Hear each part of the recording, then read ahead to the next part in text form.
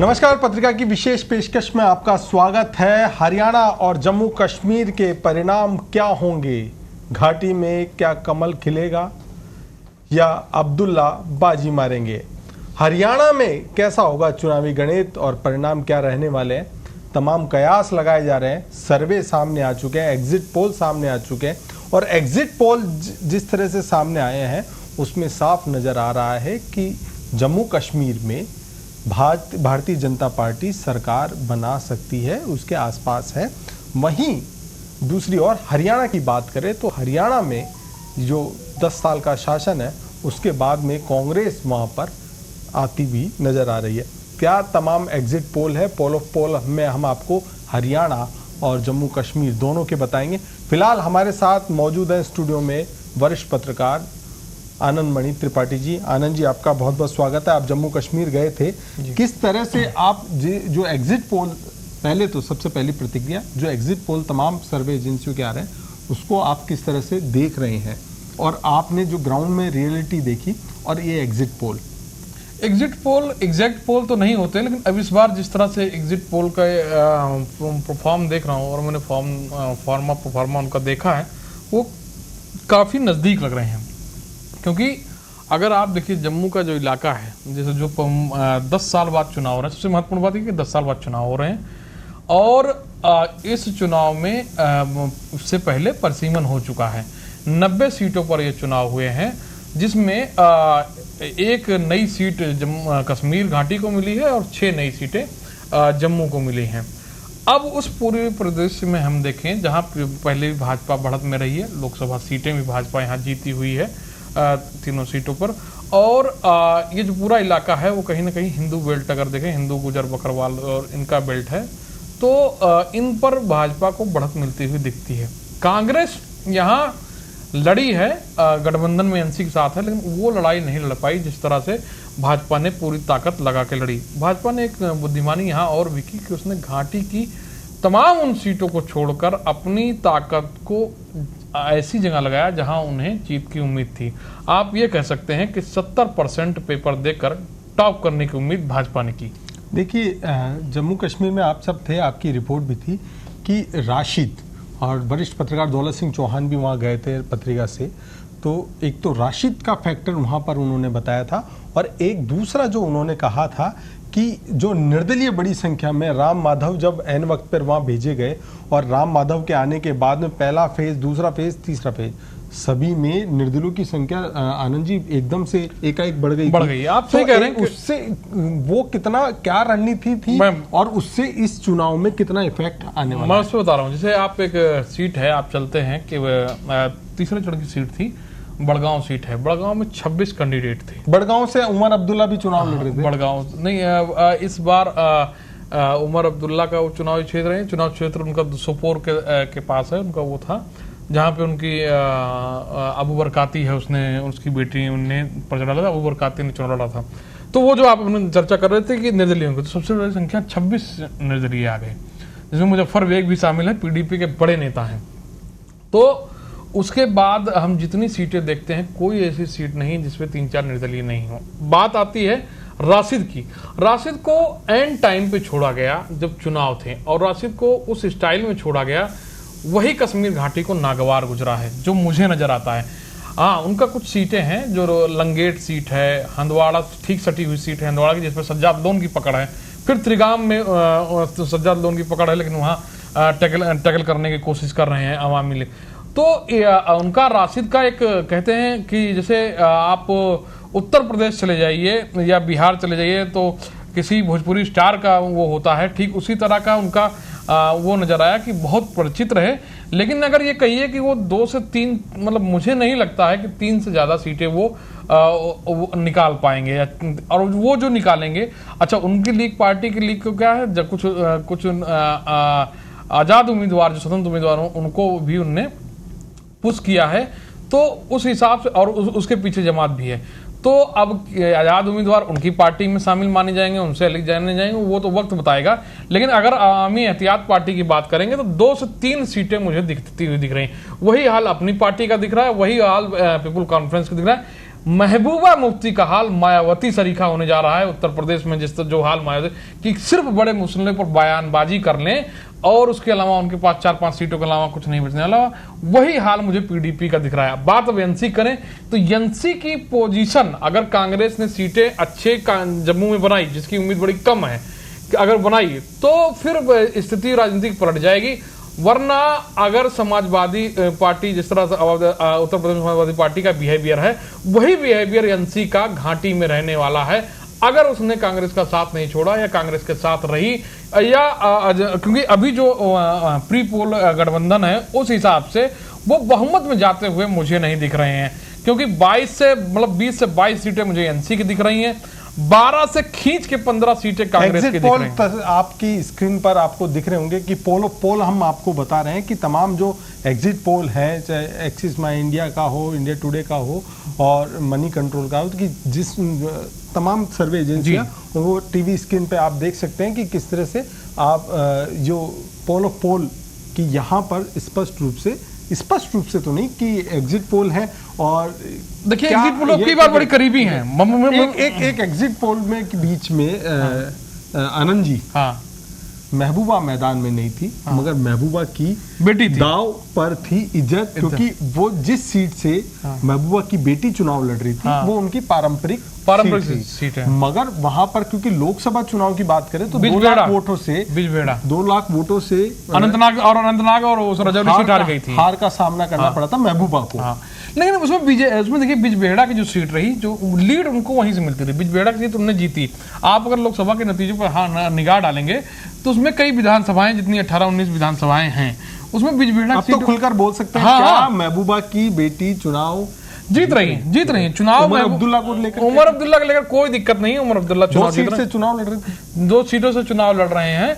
और क्या दोनों जीत रहे हैं या फिर एक ही जीतेंगे? मुझे एक पर थोड़ा संशय लग रहा है, एक चुनाव जीत जाएगा। अच्छा, दर्शकों के दिमाग में एक सवाल रहता है, हाँ, घाटी में कौन जीत रहा है, जम्मू में कौन जीत रहा है? घाटी में आपको बता दें कि एनसी जीत रही है और जम्मू में भाजपा जीत रही है, एकदम इसमें कोई संकट नहीं है। ये आनंद मणि जी का एग्जिट पोल और देखते हैं कि क्या इसमें कितना, इसमें कोई बड़ी बात नहीं, भाजपा सरकार बनाएगी, इसमें कोई बड़ी बात नहीं। एक आपका एक फॉर्मूला भी आप बता रहे थे, जो 25 सीट लेकर आ जाएगा वो सरकार बना लेगा। हाँ, उसका कारण है, आप समझिए कि 25 सीट जैसे मैंने कहा, एनसी अगर 25 सीटें क्रॉस करती है तो 25 सीट ये, 12-13 सीट कांग्रेस की, और 5 जो है प्लस होती है वो जो नियुक्ति करते हैं राज्यपाल, तो उसके करीब पहुंचती हुई दिखती है। और वहीं भाजपा अगर 25 पार करते हुए 28-30 पे पहुंचती है तो सिंगल लार्जेस्ट पार्टी होगी। तो वो क्या संभावना है कि पीडीपी इस बार भारतीय जनता पार्टी के साथ आगे सरकार में आएगी? मुझे नहीं लगता है कि क्योंकि अगर ये चांस करते तो वो जो 5 सीट मिलेगी, 6 सीट, वो अगली बार वो भी साफ हो जाएगी। तो एनसी और कांग्रेस गठबंधन अगर सरकार नहीं बना पाता, हाँ, तो उस स्थिति में क्या होने जा रहा है? उस स्थिति में ये होगा कि भाजपा निर्दलीय उस गठबंधन करेगी और वो लोग तड़तड़ा के इधर आएंगे और सरकार बनाएगी। इसमें कहीं कोई संशय नहीं है। देखिए, ये जितनी पार्टियां खड़ी हुई, चाहे राशिद की बात कर ले, चाहे अपनी पार्टी सज्जाद लोन की बात कर लें, चाहे हम बात कर लें क्या नाम है, अपनी पार्टी हो गई पीपुल कॉन्फ्रेंस पार्टी, और इसकी पार्टी हो गई आवामी एहतियात पार्टी, ये तीनों पार्टियां जो खड़ी हुई हैं पीडीपी और एनसी की पार्टियों के विरोध में खड़ी हुई हैं। आप थोड़ा सा समझिए आप गणित को, उत्तर प्रदेश का चुनाव पूरे जम्मू कश्मीर में घुसा हुआ नजर आ रहा है। क्या किया भाजपा ने? छोटी छोटी पार्टियों में तोड़ दिया, किसको? समाजवादी पार्टी को। और उससे क्या हुआ, उसका असर क्या हुआ कि भाजपा उन्हीं पार्टियों के सहारे सरकार में है, बहुमत भी लाती है, क्योंकि उनका वोट उस वर्ग का वोट जाता है। ठीक यही हाल जम्मू कश्मीर में होता नजर आ रहा है। आपको बता दें कि वहां बसपा ने भी चुनाव लड़ा है, समाजवादी पार्टी ने भी चुनाव लड़ा है।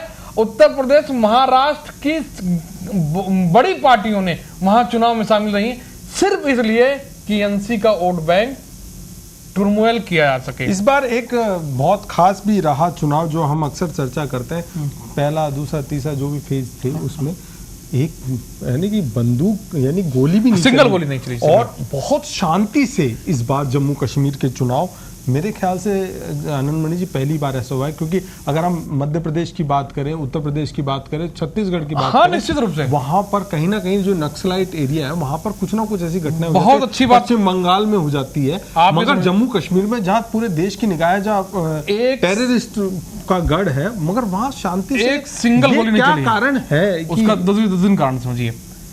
जो वहाँ का सबसे बड़ा टेररिस्ट माइंडसेट वाली जो पार्टियों को बैकूम देती, जो अभी पीढ़ी जमात, वो चुनाव में है, ठीक है। दूसरा, जितने लोग चुनाव में एक्टिव होना चाहते हैं वो सब चुनाव में है। अब की बार ये लगा 370, पहली बात ये बता दें, 370 की चर्चा कहीं भी मतलब खुले तौर पर किसी अगर इन्हें की तो किसी भी पार्टी के नुमाइंदे, किसी पार्टी के अध्यक्ष ये नहीं कहा कि हम आएंगे तो 370 वापस आएगा। सभी ने ये कहा कि हम आएंगे तो स्टेट हम बनाएंगे। ये पहली बात समझ लीजिए कि 370 को लेकर आनंद मणि जी, 370 को लेकर तो नाराजगी नजर आई। और दूसरा सबसे बड़ा जो कारण रहा, जो सामने आया, बेरोजगारी को लेकर लोगों में बहुत नाराजगी। वहां ये पूरे देश की ओम जी जम्मू कश्मीर मैं आपको बहुत एक रेशे की तरह बताता हूँ। पहली बात, 370 मुद्दा नहीं रहा, वो बात हुई, चर्चा हुई, बात खत्म, क्योंकि सब ये जानते हैं कि अब वो आने वाला नहीं है और इतनी किसी पार्टी की हैसियत नहीं है अब घाटी में कि उसको रिवर्स कर सके, पहली बात।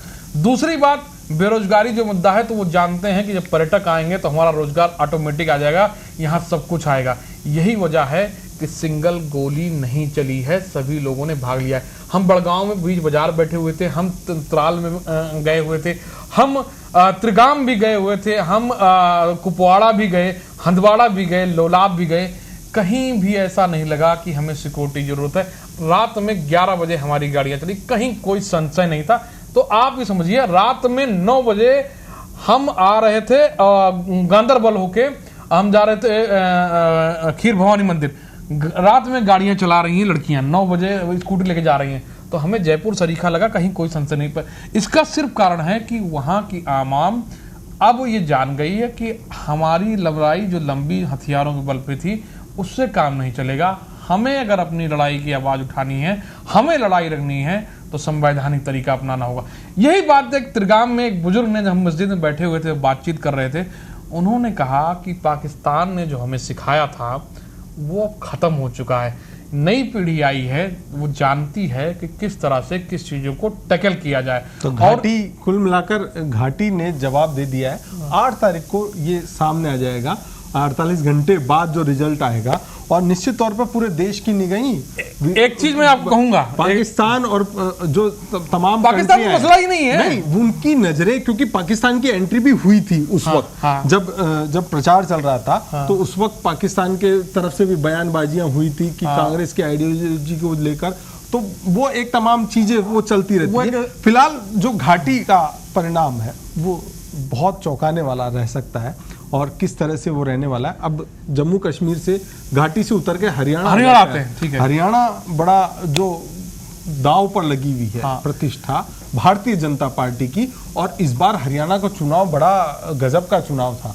और जिस तरह से चुनाव प्रचार चला, खिलाड़ियों की भी एंट्री हुई, और खिलाड़ियों की एंट्री होने के साथ जब पाला बदले गए, वोटिंग से एन वक्त पहले भारतीय जनता पार्टी के बड़े नेता अशोक तंवर पहले कांग्रेस के ही थे, तो ये तमाम चीजें चली। और कहीं ना कहीं प्रचार के दौरान भी भारतीय जनता पार्टी को भी एहसास था, उनके नेताओं को भी एहसास था कि इस बार जो हरियाणा में चुनाव खेल जो है बिगड़ता हुआ नजर आ रहा है। इसी वजह से चुनाव से ठीक पहले मुख्यमंत्री भी बदला गया। लेकिन क्या आपको लग रहा है कि ये जो तमाम चीजें की गई, मुख्यमंत्री बदला गया, फिर उसके बाद योजनाएं लाई गई, तो उससे कुछ फायदा होता नजर आ रहा है? क्योंकि एग्जिट पोल तो कह रहे हैं कि जो आपके स्क्रीन पर सामने है, एग्जिट पोल तो कुछ और ही कहानी बयां कर रहे हैं। ये भाजपा ने जो लास्ट मूवमेंट पे किया, ये मतलब ये समझिए कि सीपीओ सोचा था कि सीपीआर देके बच जाएगी कुर्सी, लेकिन बची नहीं। बहुत लंबा, एक 10 साल का रहा बड़ा। देखिए 10 साल का फैक्टर बड़ा मजेदार है। 10 साल जम्मू कश्मीर में भी, 10 साल हरियाणा में भी। और सबसे बड़ी बात, ढोल दोनों पार्टियों की तरफ बजेंगे, उधर भी और इधर भी, दोनों खेमे में, क्योंकि वहां बड़ी पार्टी बनकर उभरेगी और यहाँ कांग्रेस बड़ी पार्टी बनकर उभरती दिख रही है। थोड़ी सी रिकवरी लास्ट मोमेंट में भाजपा ने जम्मू कश्मीर चुनाव के बाद वहां के पार्टियों, वहां के नेताओं को बहुत सारे पूरी ताकत लगाई है, तो जो थोड़ी सी रिकवरी हुई है, मेरा तो अनुमान तो 15 सीट और 15 से प्लस जा रही थी, 15 से 20 सीट के बीच जा रही थी। लेकिन अभी 4-5 दिनों में चीजें चेंज हुई हैं। आनंद, श्रेय आप हरियाणा की बात करें, जम्मू कश्मीर की बात करें, आप श्रेय किसको देंगे, राहुल गांधी को या भारतीय जनता पार्टी की जो नीतियां थी उनको? देखिए आप समझिए किसके कारण ये चीजें बदलती हुई नजर जम्मू कश्मीर में नीतियां कोई मैटर नहीं करती हैं। नीति वहाँ लड़ाई सीधा हिंदू और मुस्लिम की है, ठीक है। उसमें थोड़ी सी क्या है तो जो उत्तर भारत की जो इंडी बेल्ट के जो राज्य वहां पर भी नहीं, और हरियाणा की पॉलिटिक्स अलग है। हरियाणा की पॉलिटिक्स अलग है। हरियाणा की पॉलिटिक्स में जज्बात भी शामिल हुए, खेल भी शामिल हुए, खिलाड़ी भी शामिल हुए, जमीन भी शामिल हुई, अपनी बात भी शामिल हुई, विकास की भी बात भी शामिल हुई। लेकिन जम्मू कश्मीर में वो बात नहीं थी। जम्मू कश्मीर में बात थी कि हाँ, या तो मोदी या तो बिना मोदी। घाटी में बिना मोदी और इधर मोदी, जम्मू में मोदी, तो वो लग। लेकिन यहाँ जो बात थी, यहाँ मोदी नहीं थे, यहाँ लड़ाई थी, यहाँ जाट खट्टर प्रशासन बहुत सारी चीजें। यहाँ पर एक हरियाणा में जो भारतीय जनता पार्टी ने जाटों की नाराजगी को देखते हुए टिकट भी कम किए, कांग्रेस ने जाटों को पकड़ लिया। हाँ। भारतीय जनता पार्टी का फोकस था, कुमारी शैलजा के अपमान का मुद्दा भी उठा। हाँ। और फोकस जो अन्य जो जातियां हैं उन पर था कि जो गैर जाट और जो ST SC जो जातियां हैं उन पर फोकस था कि वहां से हमें एक जीत का बूस्ट मिल जाएगा। वो होता फिलहाल एग्जिट पोल में नजर नहीं आ रहा। देखिए आप समझिए बात को। जैसे देखिए उत्तर प्रदेश की राजनीति में जिस ओर एक अप वर्ग चलता है, बड़ा वर्ग चलता है, उसी तरह छोटा वर्ग भी मूव कर जाता है। वही हाल हरियाणा का है। जाट या जो बड़ी जातियां हैं जिस तरह मूव करती हैं, क्योंकि वो उससे कनेक्टिंग है। दे कनेक्टेड, मतलब उनके समाज में ऐसा दुर्भाव अभी नहीं पैदा हुआ है कि उनको अलग देखना पड़े। मगर जाट के भरोसे ही चुनाव थोड़ा लड़ा जाएगा। नहीं, जाट के भरोसे नहीं। आप समझिए उसमें कई बड़ी जातियां हैं, ऐसा नहीं है सिर्फ। और जाटों में भी दो जाट हैं, देशवाल और एक दो जाट हैं, तो उनका भी अलग खेल है। ऐसा नहीं है केवल जाट। तो ये सब देखिए हरियाणा का जो चुनाव था सबसे बड़ा था खट्टर का पब्लिक कनेक्ट ना होना, और उसके बाद हटाया गया उनको, सैनिक को लाया गया, लेकिन वो रिकवर नहीं कर पाए। नूह में जो कांड हुआ था उसके बाद भी लोगों की नाराजगी भारतीय जनता पार्टी की सरकार के प्रति बनी थी। क्या मानते हैं ऐसा? निश्चित रूप से मतलब आप ये समझ लीजिए कि हरियाणा को लेकर जो एक तरफ उत्तर प्रदेश था, हाँ, वहां पर एक्शन होता हुआ नजर आ रहा था। हाँ। दूसरी तरफ हरियाणा था, वहां कोई एक्शन नहीं। तो ये कहीं ना कहीं अरे आप समझिए ना, अभी उस बच्चे को गोली मार दी गई फरीदाबाद में। वो सिंपली मैगी खाने जा रहा था, तो किस तरह का तंत्र था ये? सिंपली वो मैगी खाने जा रहा था और उसको गौरक्षक समझ के गोली मार दी। और वो गौरक्षक क्या करते हैं, मैं आपको बताऊं, मैंने रिपोर्ट की थी जब मैं हरियाणा में था, कि वो गौरक्षक गौ छुड़ाते हैं और गौ भेज देते हैं। DM ने वहां जेल भेज दिया था। तो इस तरह की जो चीजें थी वो बड़ा मैटर करती हैं। और वो समाज अभी भी पुरानी पीढ़ियों से जुड़ा हुआ समाज है। वहां आज भी खाप पंचायतें चलती हैं, वहां आज भी लोग जमीन से जुड़े हैं, वहां आज भी अपने माँ बाप की बातें समझी जाती है और बुजुर्गों का सम्मान होता है।